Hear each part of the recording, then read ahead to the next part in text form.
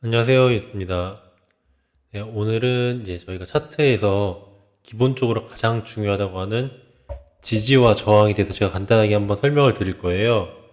자, 이제 저희가 차트를 보면서 이제 지지와 저항은 저희가 항상 이제 뭐 매수를 하는 아니면 매도를 하는 가장 중요한 기준이 됩니다. 그래서 오늘은 그 지지와 저항을 어떻게 보는지 설명을 드리고 차트에 어떻게 응용을 할 수 있는지 한번 설명을 드리겠습니다. 일단 지지와 저항이라고 하면은 저희는 기본적으로 두 종류의 지지와 저항이 있습니다. 하나는 매물대 지지 저항, 또 다른 하나는 추세 지지 저항이 있습니다. 자, 이 매물대 지지 저항이 무엇이냐? 첫 번째, 매물대 지지 저항이란 지금 이런 구간처럼 어떤 특정 구간에서 이 가격대의 이 코인 아니면 또는 주식을 어떤 특정 구간에서 많은 사람들이 가지고 있어서 매수자의 숫자가 많은, 쉽게 말해서 이 가격대에 많은 사람들이 포진해 있는 구간을 우리는 매물대라고 합니다. 그래서 이 매물대보다 아래에 있을 경우에는 이 차트가 위로 올라가지 못하고 저항을 받게 되고요. 또 차트가 이 구간보다 위에 있을 경우에는 어떤 지지를 받고 더 이상 가격이 내려가지 않는 방어선의 역할을 합니다. 이걸 이제 저희는 매물대라고 표현을 하고요. 이제 또 두 번째 추세 지지 저항은 무엇이냐? 이런 식으로 어떤 매물대의 개념이 아닌 차트의 우상향과 우하향 하는 이런 모습을 보고 이런 어떤 아래쪽으로 그려가는 이런 형태를 우리는 하락 추세라고 하고요. 반대로 위쪽으로 그려가면서 가격이 점차 올라가는 모습을 보이는 것을 우리는 상방 추세라고 합니다. 상방 추세라고 하고 이 두 가지를 이제 모두 알아야 되는 이유가 우리가 하나의 지지저항, 하나의 근거보다는 두 개의 지지저항, 두 개의 근거가 겹쳐졌을 때 확률적으로 우리가 원하는 가격으로 차트가 움직이는 걸 볼 수가 있습니다. 그래서 그렇다면 이 두 가지를 어떻게 봐야 되는지 한번 설명을 드릴게요. 첫 번째로 이제 매물대 지지저항부터 제가 설명을 드리자면은 자, 지금 구간은 차트가 진행 중이니까 이전의 차트를 제가 한번 보고 설명을 드리겠습니다. 자, 이전 구간 보시면은 여기는 이제 제가 부처빔이라고 하죠. 작년에 그 부처빔 이후에 매물대를 쌓은 구간이에요. 보시면은 특정한 구간에서 가격에 큰 변동 없이 오랜 기간 횡보를 하면서 이 많은 거래량을 가지고 오면서 특정 구간에서 많은 사람들이 매수를 받은, 쉽게 말해서 29K에서 한 30K 정도, 30K 중반까지 많은 사람들이 이 가격대의 비트코인을 가지고 있었습니다. 가지고 있었고 이 구간에서는 상방 돌파해주면서 이 가격대에서 한 번 더 여기서 지지를 해줬죠. 그래서 지지대 역할을 하면서 가격이 이렇게 올라가는 매물대의 모습을 보여줬어요. 그럼 이 매물대가 어떻게 지지와 저항으로 작용을 하고 어떻게 이 일전의 차트 구간의 매물대를 통해서 현재 구간의 지지와 저항을 잡아야 되는지 그걸 한번 설명을 드리겠습니다. 자, 이쪽 구간 보시면은 현재 요 캔들 보이실까요? 거래량이 가장 많이 터지면서 긴 장대 음봉을 만들어줬습니다. 쉽게 보시려면 딱 이렇게만 하시면 돼요.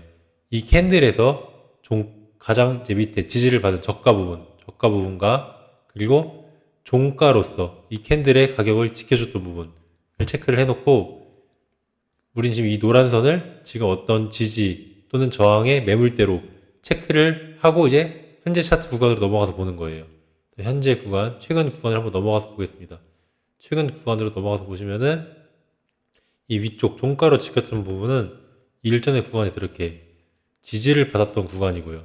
지지를 받았던 구간이고 그 구간을 더 이상 지지하지 못하고 강한 매도세로 하락 돌파를 하고 나서는 이렇게 아래쪽에서는 이 마지막 구간에서 이런 저항과 지지를 받으면서 또 다른 매물대를 하나를 만들었어요.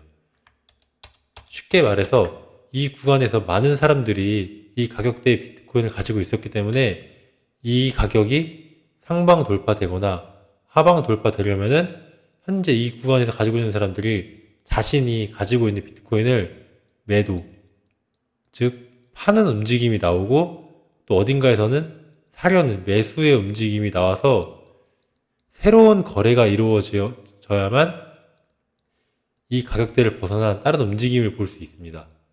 그래서 쉽게 말해서 지금 이 구간을 다른 구간과 한번 비교해 볼게요. 제가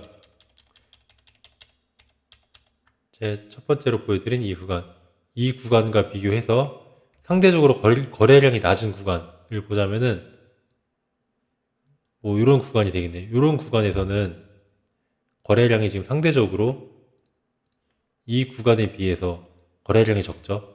거래량이 적을 때는 쉽게 말해서 이 가격대의 비트코인을 가지고 있는 사람이 얼마 없기 때문에 이 구간에 비해서 조금의 거래만 이루어져도 많은 가격의 변동을 가지고 올 수 있습니다.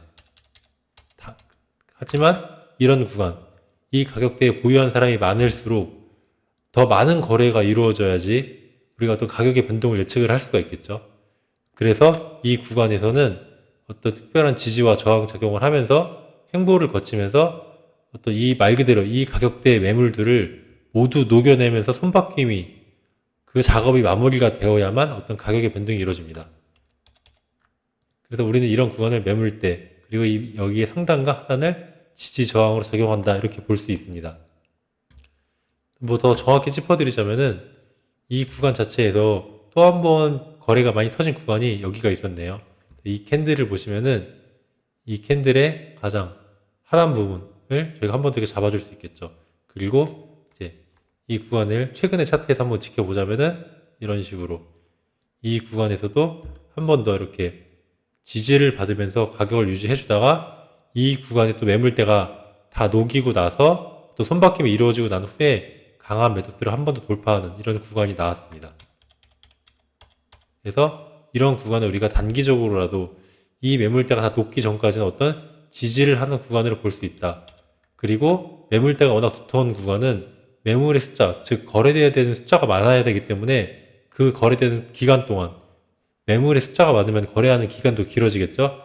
그 기간 동안 우리는 횡보를 하는 움직임도 예측을 할 수가 있습니다. 그래서 우리는 이런 구간을 매물대 지지 저항이라고 합니다. 자, 그러면은 지금 이런 구간에 대해서 워낙 지금 비트코인 차트가 길고 또 캔들의 개수도 많아요. 나는 그래서 이렇게 캔들을 하나하나 보면서 내가 이런 지지 저항을 잡는 데는 아직은 익숙하지가 않다. 내가 좀 어려움을 느낀다. 하시는 분들은 이 트레이딩 뷰에 보시면은 또 이런 보조 지표가 하나 있습니다. 여기 보시면은 픽스드 레인지 볼륨 프로파일이라고 있어요. 이거를 클릭하셔서 내가 원하는 구간의 기간을 선택하셔서 이런 식으로 보시면은 현재 이 구간의 매물대가 이렇게 표시가 됩니다. 이 구간은 현재 지금 비트코인이 횡보하면서 우하향하는 그런 구간의 지금 구간이고요. 보시면은 이런 식으로 매물대가 두터운 부분은 오른쪽으로 바가 길게 나와 있어요. 그래서 이 구간을 한번 우리가 연장해서 보자면은 이런 식으로 이 구간은 저희가 이제 거의 2달 가까이 횡보를 하면서 매물대를 쌓은 구간이죠. 그 구간을 하락 돌파하면서 다시 올라가고 있지 못하는 저항 구간이 되겠고요.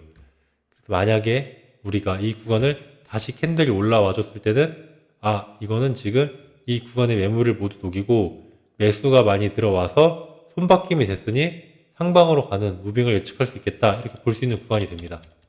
이런 식으로 이 보조 지표를 이용하시면은 조금 더 편리하게 매물대를 찾아보실 수가 있습니다. 자, 그럼 이제 우리가 지금 매물대 지지 저항을 봤고요. 두 번째가 추세 지지 저항이었죠. 추세 지지 저항에 대해서 한번 설명드리면은 자, 이런 식으로 가격이 오를 때는 우리가 상방 추세를 그리게 되겠고요. 이런 식으로 저점이 점점점 올라가는 이런 상승하는 추세의 상방 추세를 그릴 수가 있겠고요. 그리고 만약에 하락하는 경우에는 이런 식으로 고점이 낮아지면서 가격이 하락하는 추세의 하락 추세선을 그릴 수가 있습니다. 이 추세선이라는 거는 적어도 2개 이상의 점들이 한 선상 안에 만나면서 어떤 그 추세를 지켜주고 있을 때 우리는 이 추세선이 신뢰도가 있는 추세선이다 이렇게 저희가 설명을 할 수 있는데요. 보시면은 여기서도 가격을 지켜줬고요. 여기서 가격을 지켜줬고 이런 식으로 최소한 2개 저는 이제 3개 이상부터 좀 신뢰도가 있다고 판단을 하는 편인데 최대한 많은 이런 점들이 가격을 지켜주고 이 추세선에서 반등이 나와주는 모습을 보일 때 이 추세선은 이제 신뢰도가 있다라고 저희가 표현을 할 수가 있습니다. 반대로 이런 가격이 상승하는 추세에서 이런 상승하는 추세선을 깨고 내려왔을 때 우리는 이제 상승에 대한 어떤 추세가, 트렌드가 깨지고 이건 하방으로 가는 트렌드로 바뀔 수 있겠구나 라고 이렇게 좀 예측을 해볼 수가 있겠죠, 저희가. 그리고 이제 반대로 상승 추세 이후에 하락 추세를 설명드리자면은, 제가 방금 설명드린 대로 이렇게 고점을 낮추면서 가격이 낮아진 형태에서 이런 식으로, 여기도 지금 여러 개의 지금 고점 선들이 만나면서, 추세선과 만나면서 신뢰도 있는 하락 추세선이 됐고요. 그리고 가격이 떨어지는, 하락하는 이런 추세선을 돌파했을 때는 상방으로 단기적으로라도 추세가 변경될 수 있다 라고 저희는 가정을 세울 수가 있습니다. 그러면 단순히 이런 상승 추세선과 하락 추세선을 가지고만 매매를 하냐가 아니라, 제가 아까 처음에 설명드렸다시피 최소한 2개 이상의 근거가 똑같은 방향을 가리킬 때가 가장 신뢰도가 있습니다.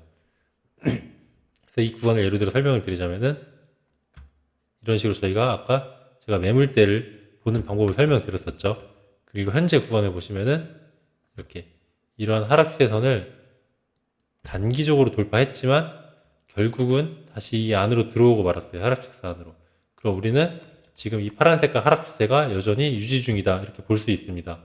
그럼 이럴 경우에는 우리가 언제 상방으로 추세가 전환될 거고, 또 어떻게 그 추세 변화를 우리가 눈칠 수 있냐. 그렇다면 적어도 이 파란색 하락 추세선을 넘는 모습을 보여줘야 할 거고요. 최종적으로는 이 강한 매물대, 여기가 강한 매물대가 넘어서 지지하는 모습을 보일 때 이제 우리는 비로소 이제는 하락 추세는 끝났고 상방으로 가는 추세로 변경이 될 수 있겠구나 라고 저희가 추측을 할 수 있겠죠. 이런 식으로 보시면 될 것 같고, 그리고 이제 우리가 중요한 거는 이 하락 추세선과 매물대의 지지 저항을 이용해서 우리가 어떤 타점을 잡는 연습을 해야겠죠. 우리가 매수를 들어갈 수 있는 포인트 보시면 현재 이 구간은 이렇게 요 범위가 되겠네요. 요 범위와 또 이 위에도 좀 매물대가 두터운 편이고요. 그리고 이 아랫부분, 그리고 또 이 하나의 아랫부분, 이렇게 네 구간이 우리가 볼 수 있는 매물대의 지지 저항으로 작용할 수 있는 부분입니다. 이렇게 설명을 드리자면은 한번 우리가 이 두 구간을 중첩해서 같이 봐볼게요. 보시면 하락하는 하락 추세 자체에서 여기서 이 추세에서 한번 저항을 받았고요. 내려오면서 반등을 했지만 매물대인 구간과 여기 하락 추세선이 만나는 부분에서 한 번 더 저항을 받고 이렇게 내려오는 모습을 볼 수 있죠. 그러면은 이 두 번째 매물대와 이 하락 추세선이 동시에 만나는 이 부분은 어떤 저항으로서 작용을 할 가능성이 크기 때문에, 두 가지 근거가 겹쳤기 때문에 우리는 여기서는 하방 베팅을 해볼 수가 있습니다. 그리고 이제 내려오면서 한 번 더 여기서 세 번째 매물대에서 또 하락 추세선과 만나는 이 자리에서 한 번 더 저항을 받으면서 이렇게 단기적으로 또 하락하는 모습을 보여줬죠. 그래서 우리는 이 구간도 어떤 좀 저항으로서 근거가 있는 자리다 이렇게 표현을 할 수 있습니다. 그리고 이번에 하락을 크게 보여줬던 이 구간을 한 번 더 봐볼게요. 이 구간에서도 우리가 어떤 단기적으로는 이런 상승 추세를 그리고 있었습니다. 보시면은 여기서 여기서도 이런 저점을 올리면서 이 추세선을 타고 가는 패턴을 보여주면서 상승하는 추세를 보였지만, 이 상승한 추세선을 하방 돌파한 이후에 여기 매물대 저항에 걸리면서, 두 번째 매물대 저항이죠. 보기 쉽게 이렇게 지워서 이것만 표현해 드릴게요. 이런 식으로 두 번째 매물대와 이 하락 추세선이 겹치는 자리에서 저항을 받으면서 큰 하락을 보여줬습니다. 이런 식으로 우리가 단 하나의 근거만 가지고 한 게 아니라 최소한 2개 이상의 이런 근거를 가지고 지지 저항을 잡아서 매매를 한다면은 조금 더 확률 높은 트레이딩을 할 수가 있습니다. 이거 이외에도 뭐 이동평균선이라든지 아니면 피보나치 툴, 아니면은 이제 우리가 이제 파동 같은 그런 걸 가지고도 좀 더 많은 근거를 만들 수 있지만, 실질적으로 차트의 흐름을 이런 식으로 우리가 단지 추세선과 매물대 지지 저항만을 가지고도 충분히 매매가 가능합니다.